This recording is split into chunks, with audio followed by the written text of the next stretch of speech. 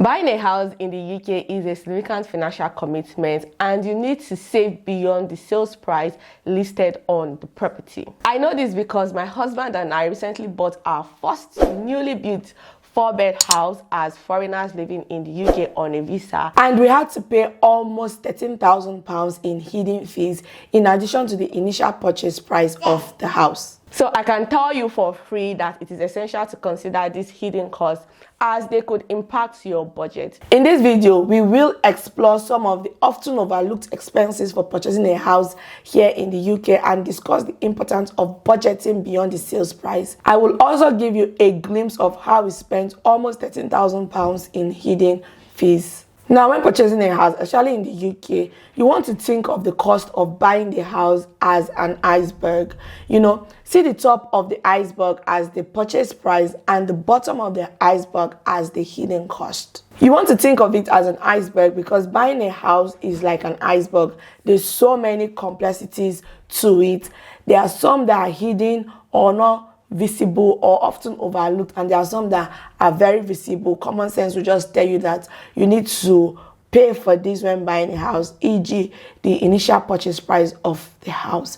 Because when buying a house, there's so many professionals involved and there's so many intricate processes involved to buying a house. Now, in the comment section, tell me about your biggest surprises when you were either buying or building your house. It doesn't matter whether you are a first-time buyer or you are a seasonal buyer. Just share your unexpected cost in the comment section below. Let's build a community resources, just to help others who are looking to buy a house or build a house navigate the hidden cost of house ownership. Please note that everything said in this video is based on our own house buying process, and I am not a real estate agent, a solicitor, or a mortgage broker. So whatever I say in this video is based on my experience and thoughts, and it should not substitute for your due diligence or be considered a piece of advice. The first fees you would have to budget for beyond the sales price is stamp duty.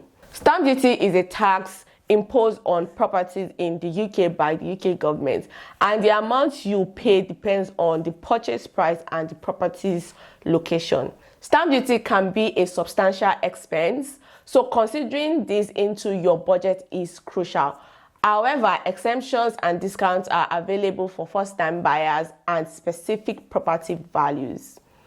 In our case, we did not need to pay for stamp duty because we are first-time buyers here in the UK and our property value was below the stamp duty threshold. The second fees you need to budget for is the solicitor's fees. You will need to hire a solicitor to handle the legal aspect of your house buying process here in the UK. From little things as searches to contract reviews, your solicitor will do all of that for you. Now, the professional service of a solicitor comes with a fee, and obtaining a quote and understanding the cost is essential. We hired a solicitor and paid over £1,800 in solicitor fees.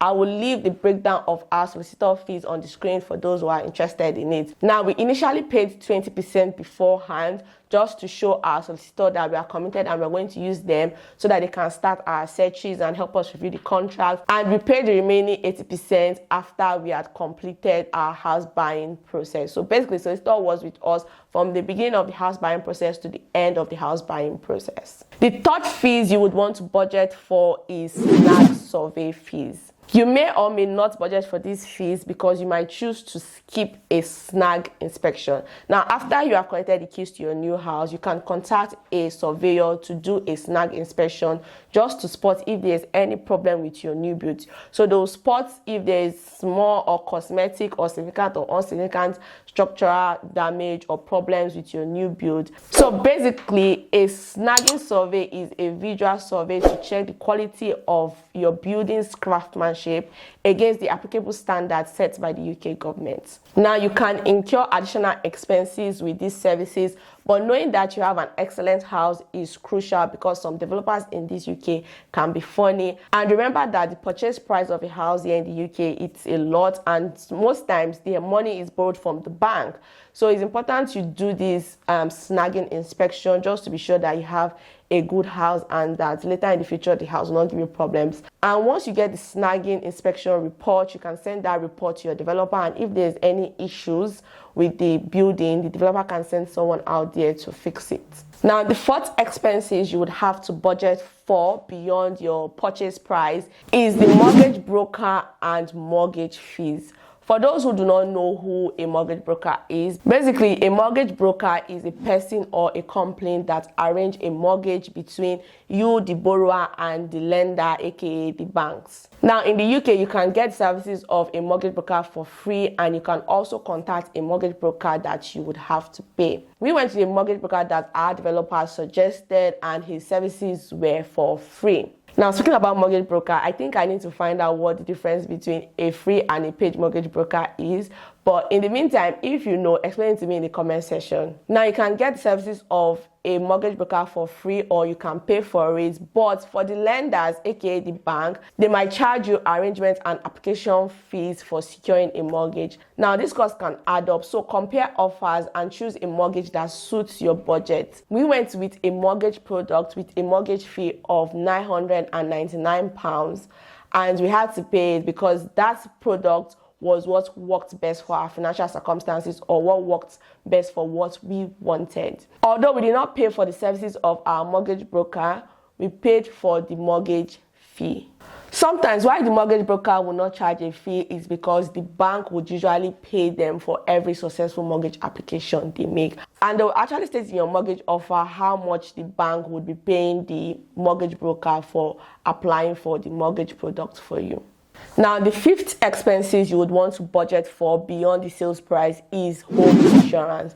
Now, the home insurance is necessary, and you should factor in the cost of the house and the content inside when you are applying for your home insurance.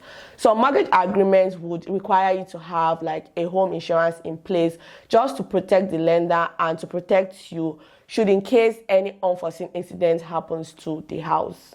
Now, we got a home insurance and we had to pay over £380 upfront for the first year. So the home insurance can be paid monthly, but we opted for yearly payments because we got a discount. Now, the sixth fee you would want to budget for is your moving expenses. Now, the actual process of moving can be costly. The expenses of hiring a removal company, purchasing, packing, materials, and transporting your belongings to the new house can all add up. Now, the seventh expenses you want to budget for is your utility and council tax. Now, do not forget to account for the cost of connecting your utilities once you move to your new house, such as gas, electricity, water, internet, and also ongoing expenses like council tax.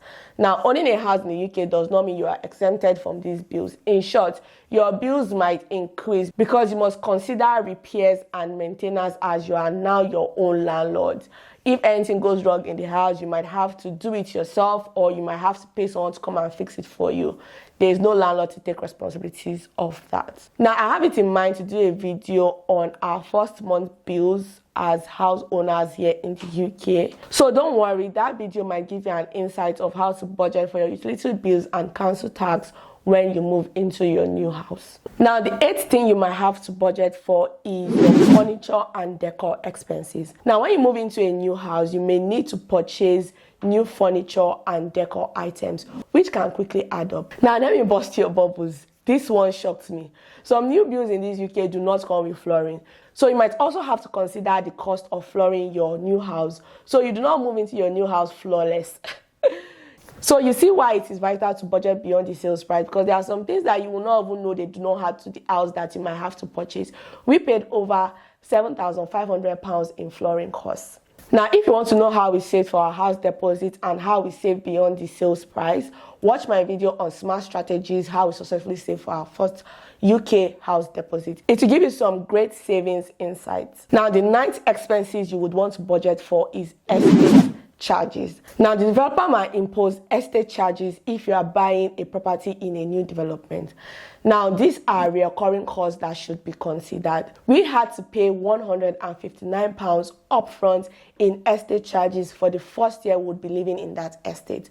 So we do not pay it monthly, we'll be paying it yearly. Now, the last but not the least expenses you would want to budget for is what I call miscellaneous. Now, the traveling cost to visit the development and monitor the progress of the house can add up, especially if the new house is in a different city from where you currently live, like ours. So we were living in Manchester and our new house is in the Midlands. So we had to travel regularly from Manchester to the Midlands. So it adds up. You also want to consider feeding and hotel costs if you have to sleep over. We had no reason to sleep over, but we'll go that day and come back that day because we always go early, then we'll come back late in the evening. So in between that, we had to feed ourselves, so we had to buy food. You also have to consider money for postage. So some documents will be sent to you and you have to send some document via post during your house buying process. So you have to consider all those minor costs too. Honestly, budgeting beyond the sales price is crucial to ensure you are financially prepared for the total cost of house ownership. You see, failure to account for these hidden expenses can lead to delays,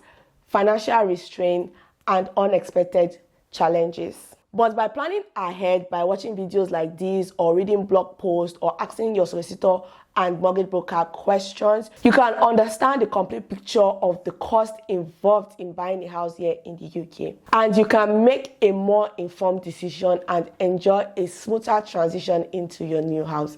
With this, we've come to the end of this video. Remember to share it with someone who will find it helpful. Bye for now and thanks for watching.